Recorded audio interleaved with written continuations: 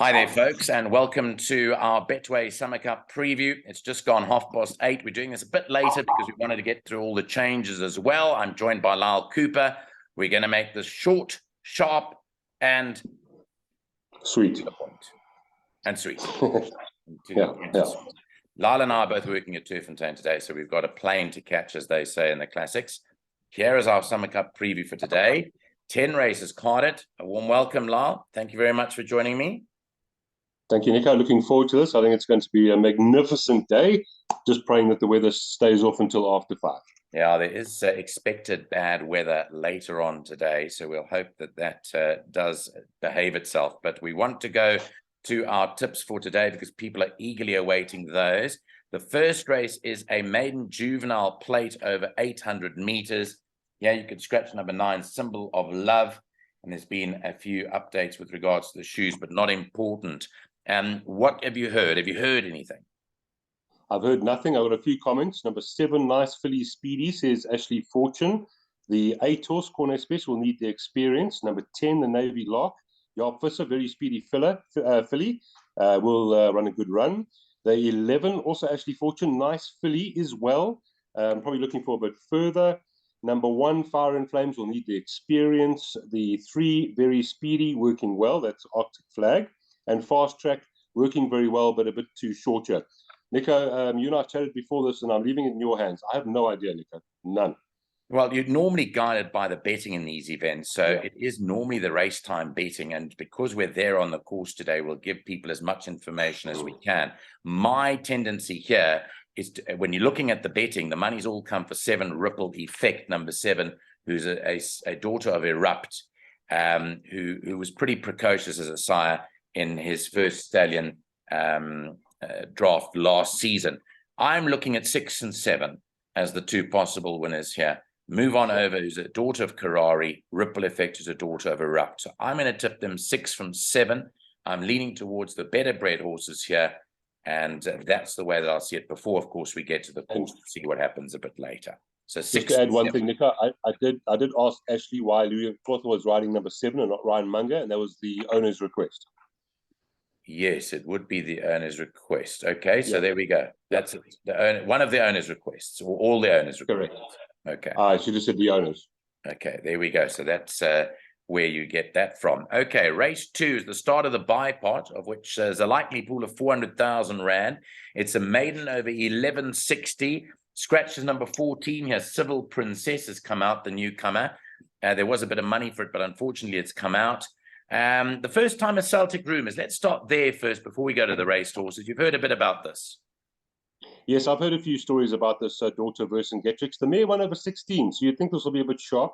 Sean Terry's official comment, should run well if not too green, and that's pretty confident. Drawn nicely at 13. So of the first timers, that's the one for me.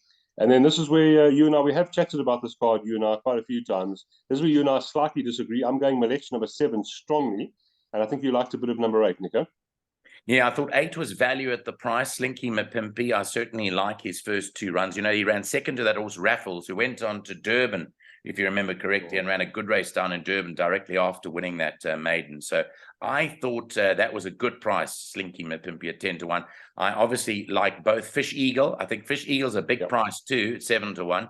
I don't think there's much between 4 and 7. And even though there was a length and a half between them on their debut run behind Foster Novo, I think Fish Eagle might just narrow that gap, but I do think it's between those 3 of the horses that have run. And just to mention Insightful for a place. I think Insightful's got a nice place chance. Okay, that's number 2 there that Lyall likes for a bit of a place, but I do think there's a bit of value to be had there with both Fish Eagle and Slinky Mapimpi for Philip Vermeulen, whose horse won the other day, Savannah Storm, in very, very good fashion. Race 3 starts with the PA, and by the way, we've done a Take a Bet PA with Chloe Andrews. That'll come up on the Take a Bet, the Tab for Racing app. You'll find our 96 Rand PA there as well. Third race, a Pinnacle Stakes, 1,400 meters. You can scratch number 5, Sound of Summer here in the third race. Where are you going for the likely winner in this Pinnacle? Strong first selection, Nico. Number 10, Bon Vivant. To beat home, Castletown, Forever Mine, and Another Level. But quite confident on the 10 at the weights. Yeah, I agree with you wholeheartedly. I think that is a good bet today. Bon Vivant won a good race last time out.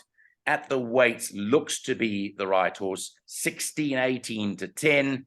We're leaning strongly towards that. In terms of the places, I can't offer more than you've offered. I just think I'm having a win bet on Bon Vivant. I love it. Me too, Nico. I think number 2 is good, maybe good place value. Yeah, no reason to beat around the bush there. As we move on to the fourth race, start of a carryover pick 6, Lyall.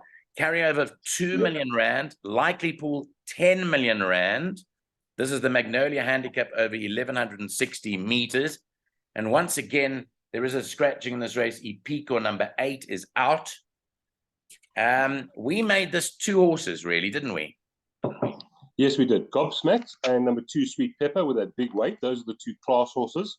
After that, we looked at number 11, Kiss Me Captain, and I think Alula Star is some very good value for the places. But yes, Nico, you and I both like Gobsmacked to beat number 2. Yeah, Gobsmacked to make it 5 out of 5. Sweet Pepper, I think, is better than its last run, actually, behind Moon Shining Through.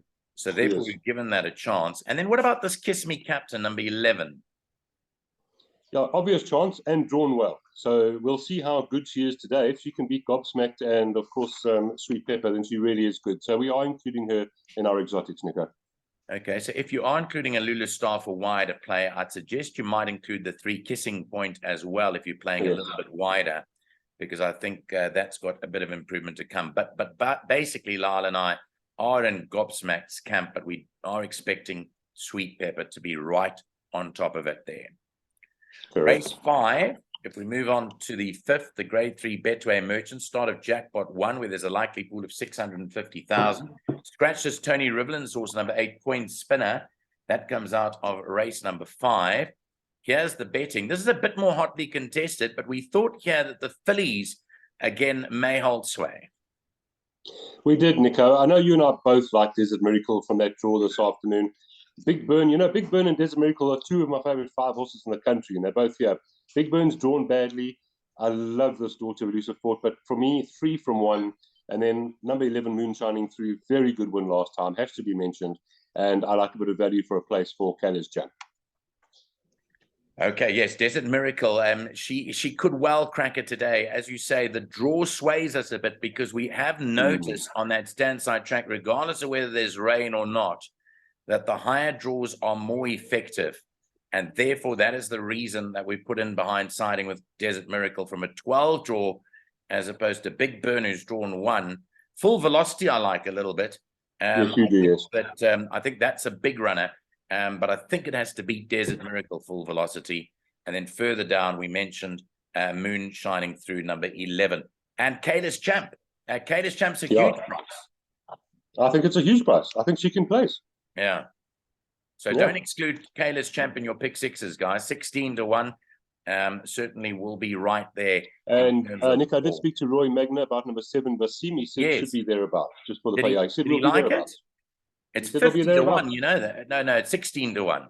It's 16 to 1. It'll be on the premises, he says. I'm glad you mentioned that, because if there was a colt that I'd put in, or a male horse, I'd put in Vasim. But I think the females will dominate it. Yes. Agreed. Okay, move on to the Johnson Workwear Dingons. Great to have Johnson Workwear as sponsors, and they'll basically be clothing most of the people on the course today, won't they, Johnson Workwear? Yeah, wonderful. Lovely to have Nick Johnson. I believe he might be there, which is great. Well, I'm looking forward to seeing him. Maybe I might have a chat to him, or maybe you might have a chat to him later on today. Yes. Race 6 at 2:30 is the Dingons. Always a top-class 3-year-old race. I just hope it gets Grade 1 status again, because I think it deserves that. No blinkers for 6, Argo Alley. Vesuvio has a pressure halter on. De Kock is the man here, isn't he? Definitely, Nico. De Kock, Shoemaker, Union Square, East Coast. You and I have chatted about this race ad nauseum. Slight difference of opinion. I know you're strong on number 9 and then the 7. I really like number 5, but you've chatted about the weights as well. And then Royal Victory. But yeah, for us, De Kock, 9, 7, 5, and number 3, Royal Victory has to be mentioned. I was going slightly East Coast, and I think you're going slightly Shoemaker, Nico. Yeah, well, no, maybe even Union Square, but I think Shoemaker should win it, judging on the last run behind Anfield's Rocket. So I think De Kock holds the key here. I'm thinking all three of them deserve to be put in, but Shoemaker, Union Square, East Coast to fight it out. I don't think that De Kock will lose this one. I think this is his for the taking. If there was anything remotely at a big price that I thought could improve, it's Thunderstruck, because I think that his last run was all wrong. I'm expecting him to improve. I don't think he's a 20-to-1 chance there. Right, then the big one. The Betway Summer Cup, race 7, runs at 25-4 this afternoon, 2,000 meters. Yeah, scratched, unfortunately, is number 18, Jamala. We obviously offer our commiserations to the whole Fortune team on his passing. He is deceased, it says in the changes. Very sad, yeah. Very sad, but look at all the changes here. How do you look at this field of 18 now in the Summer Cup? What are you tipping for the Summer Cup this year? Monica, I think it's the first time in a long time I've tipped the favourite. I exclude Summer Pudding, of course. Sparkling Water, I think everything's right for her to come through and win. Safe Passage, I do think, is a big danger to the stablemate, even though drawn 10. Number 6, Porto Manzano, perfect preparation for this race. And then I know you and I both like a bit of Nebraska as well. And I'm going to mention Aragosta. So 4, 5, 6, 7, 8. I think the winner will come from those 5. Okay. Are you leaning towards Sparkling Water as your first choice? I am. Yeah. I am, yes. Okay. Well, she ran an absolute blinder last time out. It was a good comeback run. I hear that she's doing wonders at home in terms of her work. But I'm going back to the July. You know, I tipped Aragosta to beat Sparkling Water in the July. The fair thing was that I ended up backing Sparkling Water on the day, but I liked Aragosta going into the day because I went lukewarm on Aragosta. I still think Aragosta is a huge runner today with Richard Ferree. So I'm going Aragosta to win the Betway Summer Cup ahead of Sparkling Water. I really like Porto Manzano. I thought his run in the Charity Mile was brilliant. I know how to put him there. And likewise, Nebraska's run in the Victory Moon was excellent too. And with Pierre Stradom taking that 5,500 win on Thursday, I think he's got a bit of mojo in him. So I think all of those deserve throwing in. If you had to choose your best outsider in the race, what is your best outsider out of all the others? Nebros. Well, Nebros, because it's 16 outside of those. Outside of those, a double price horse. Outside of those, my biggest roughie would be Red Saxon. Red Saxon at 14-1. Mine is going to be number 10, second base, with Gavin Larena up at 40-1 as a place. Good. All righty. Okay, so that is race 7.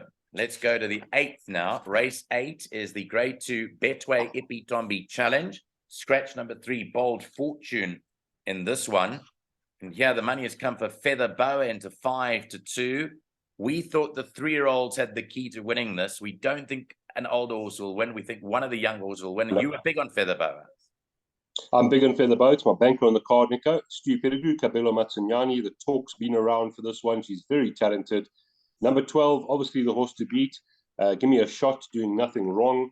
And then just a bit of value. I thought number 6, Gilded Butterfly. Watch out for Gilded Butterfly, the 4-year-old. She might just be there and thereabouts as well. And we also mentioned Miss Daisy and Captain Peg. But for me, quite strong Feather Boa. Okay, Feather Boa is a strong first selection from Lyall in that Ipitombi Challenge. Give me a shot, I think, will be better over the mile, Lyall, than it was last time out. I thought it was only finding its feet late in the day last time out, and I really liked it, actually, last time to run a blinder. So I think it's between those two for the win here. 9, Feather Boa, and 12, Give Me a Shot. I think Miss Daisy is probably better over, a bit shorter. But I thought those ones hold the key. I'm not so, I like Gilded Butterfly over Further. I think she needs Further nowadays. Okay. But Under Your Spell is the one from the older horses that I'm holding. I've really liked Under Your Spell in her career. So I'm also going to be chucking that into my pick 6 as well today. I'm so glad you're throwing her in because she is extremely talented. So I'm very glad you're doing it. She is a very talented horse. She's been bought mostly by Australian interests, have bought most of her now. And I think that she can't be left out of the equation. Number 1, Under Your Spell. The 9th race is the Stayers race, the listed Racehorse Owners Association Stayers over 2 miles, 8 runners. How are you viewing it? Don't like it. 4, 5, 6, and 8. You and I decided to go quite wide here. That's the best I can do. Maybe 5, 4, 6, and 8. Don't like it, Nico. Okay, so you're going to go wide in your jackpots, your second jackpots, and your pick six here. How wide? Correct. Field? Field. Yeah. Anything could win. Okay. Literally. Okay. Field then. Okay. Field then in race number 9, as you heard from Lyall. I don't want to hazard a guess here. We've obviously heard talk about the 5 Arumagam, who won well last time. Alfata comes in with a reputation that he's going to get better with time.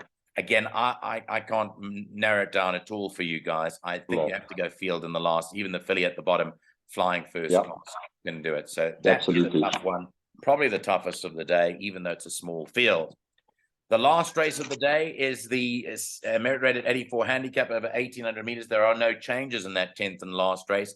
The money's all been for Tamarisk Tree. Opened up 3-1. Is now 12-10. They've snapped up the prices here. Yeah, Nico, it's probably the only race in the card you and I are really going to disagree. I'm still going number 9, Climate Control, to beat Tamarisk Tree.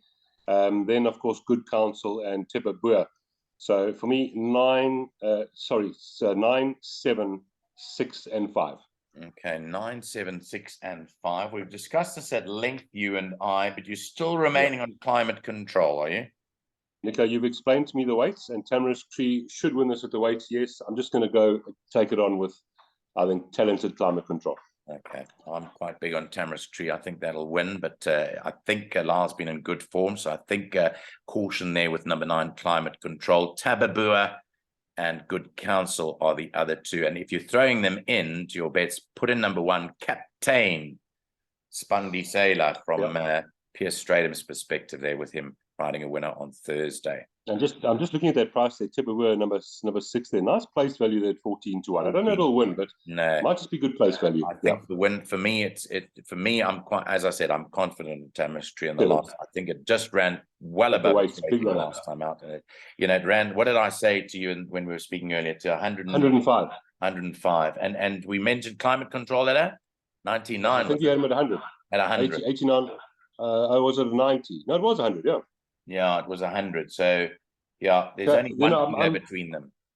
I'm a big fan of East Coast, so that's why I'm including Climate Control quite strongly. The form line. Lyall, we've been short, sharp, and sweet, as you mentioned, which is what we want it to be. Of course, we've got our Clock in the Gallop direct line, which is into its second day today of 3 days. We're looking forward to hearing from you. If you are that, you'll find the Clock in the Gallop direct line videos on our channel. Lyall, all the best for today. Thanks for joining me. We've come into the time that you wanted to come into, so we're looking forward to a great day. May you have a great Summer Cup in 2022. See you there, Nico. Thank you so much. Cheers, man.